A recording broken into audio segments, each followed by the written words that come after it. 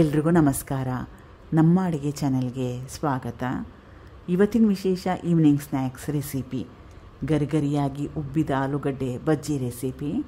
Try ಮಾಡಿ ನೋಡಿ, ಕೇವಲ 5 ನಿಮಿಷದಲ್ಲಿ ಮಾಡ್ಕೋಬೋದು.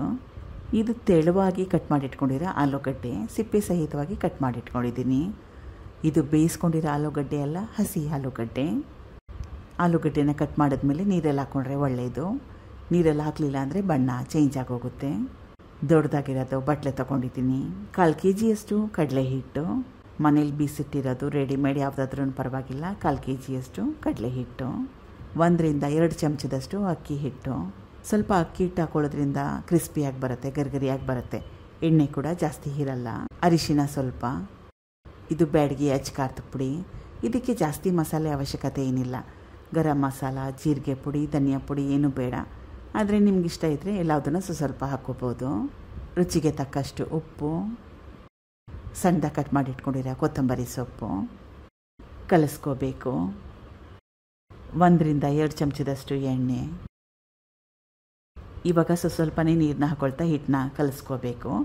ಗಟ್ಟಿಯಾಗಿರೋ ಕನ್ಸಿಸ್ಟೆನ್ಸಿಯಲ್ಲಿ ಕಲಿಸ್ಕೋಬೇಕು. ಕಲಿಸ್ಕೊಂಡಿದ್ದಾಗಿದೆ ನೋಡಿ. ಈ ರೀತಿಯಾಗಿ ಚಮಚನ ಅದ್ದೆತ್ತಿದ್ರೆ ಚೆನ್ನಾಗಿ ಅದರ ಮೇಲೆ ಕೋಟಿಂಗ್ ಉಳ್ಕೋಬೇಕು. ಈ ಕನ್ಸಿಸ್ಟೆನ್ಸಿಯಲ್ಲಿ ಕಲಿಸ್ಕೋಬೇಕು. ಸ್ವಲ್ಪ ಅಡುಗೆ ಸೋಡಾ ಚಿಟಿಕೆಯಷ್ಟು. ಜಾಸ್ತಿ ಅಡುಗೆ ಸೋಡಾನ ಉಪಯೋಗ ಮಾಡೋಕ್ಕೆ ಹೋಗ್ಬೇಡಿ, ಆಮೇಲೆ ಎಣ್ಣೆ ತುಂಬಾ ಜಾಸ್ತಿ ಇರುತ್ತೆ. ಸ್ವಲ್ಪ ಚಿಟಿಕೆಯಷ್ಟು ಹಾಕ್ಕೊಂಡ್ರೆ ಚೆನ್ನಾಗಿ ಬರುತ್ತೆ. ಅಡುಗೆ ಸೋಡಾನ ಹಾಕೊಂಡ್ಮೇಲೆ ಚೆನ್ನಾಗಿ ಕಲಿಸ್ಕೋಬೇಕು. ಹಿಟ್ಟು ರೆಡಿಯಾಗಿದೆ ನೋಡಿ. ನಾನು ಯಾವ ರೀತಿ ಮಾಡ್ತಾಯಿದ್ದೀನಲ್ಲ ಅದೇ ರೀತಿಯಾಗಿ ಫಾಲೋ ಮಾಡಿ. 2 ಕಡೆ ಚೆನ್ನಾಗಿ ಅದ್ದಬೇಕು. ಈ ರೀತಿಯಾಗಿ ಎಣ್ಣೆ ಚೆನ್ನಾಗಿ ಕಾದಿತ್ತು. ಮೊದಲೇ ಕಾಯಕ್ಕೆ ಇಟ್ಕೊಂಡಿದ್ದೆ.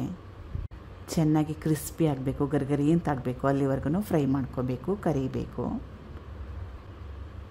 ಆಗಾಗ ತಿರುವಾಗ್ತಾನೆ ಇರಬೇಕು. 2 ಕಡೆ ಚೆನ್ನಾಗಿ ಬೇಯಿಸ್ಕೋಬೇಕು. ಈಗಿದಾಗಿದೆ, ಕ್ರಿಸ್ಪಿ ಆಗಿದೆ. ಬಣ್ಣ ಕೂಡ ಸ್ವಲ್ಪ ಮಟ್ಟಕ್ಕಷ್ಟು ಚೇಂಜ್ ಆಗಿದೆ. ಒಳಗಡೆ ಆಲೂಗಡ್ಡೆ ಹಾಕಿರ್ತೀವಲ್ಲ ಅದು ಕೂಡ ಚೆನ್ನಾಗಿ ಬೆಂದಿರಬೇಕು. ಮಿಕ್ಕಿರೋದಕ್ಕೆ ಸೇಮ್ ಪ್ರೊಸೆಸ್ನ ಫಾಲೋ ಮಾಡಿ. ರುಚಿಕರವಾಗಿರೋಂಥ ಈವ್ನಿಂಗ್ ಸ್ನ್ಯಾಕ್ಸ್ ರೆಡಿಯಾಗಿದೆ. ಆಲೂಗಡ್ಡೆ ಬಜ್ಜಿ ಚೆನ್ನಾಗಿ ಉಬ್ಬಿದೆ ಕೂಡ. ಅಡುಗೆ ಸೋಡಾ ಹಾಕ್ಕೊಳ್ಳೋದು ಆಪ್ಷನಲ್ ಆಗಿ ಇಟ್ಕೊಳ್ಳಿ. ಇಷ್ಟ ಇಲ್ಲ ಅಂದರೆ ಹಾಕ್ಕೊಳ್ಳಿಲ್ಲ ಅಂದ್ರೂ ಪರವಾಗಿಲ್ಲ. Thank you for watching. ಧನ್ಯವಾದಗಳು.